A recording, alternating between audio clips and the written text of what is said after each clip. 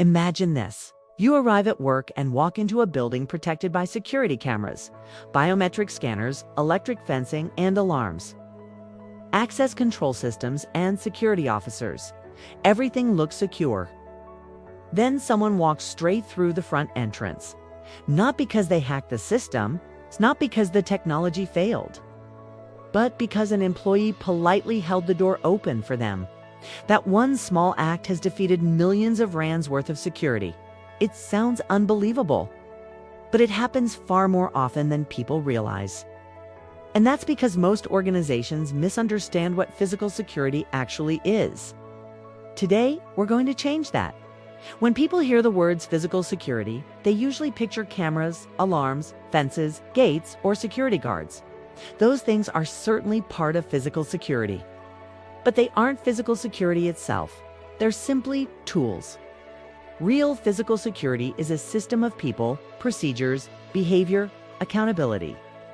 Planning, maintenance, and technology all working together toward one goal: protecting people first, assets second, and business continuity third. The problem is that many organizations invest heavily in visible security while neglecting everything that actually makes those systems effective. And that's where things begin to fall apart. Before we continue, if you enjoy practical security content like this, consider subscribing. When you hear the words physical security, what's the first thing that comes to mind? Leave your answer in the comments. Here's the biggest misconception. People think security exists to protect property. It doesn't. Its primary purpose is to protect people. Because once organizations begin measuring security purely in terms of financial loss, their priorities start changing. They worry about stolen laptops, damaged vehicles, missing stock, but they forget that behind every incident is a human being.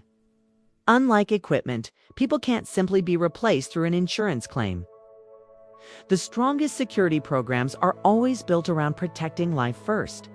Technology has never been the problem. Misusing technology is. Think about a CCTV system. Without someone monitoring it, it's simply recording events. The camera didn't prevent the incident. It merely documented it. The same applies to access control. Without procedures, it becomes an expensive revolving door. Crime succeeds because opportunity exists. Opportunity is the unlocked side gate, the blind spot behind the warehouse. The employee who skips the visitor sign-in process, the maintenance issue that's been ignored, the credentials shared between colleagues. Criminals don't always defeat security. Very often, they simply discover opportunities that organizations have accidentally created for them.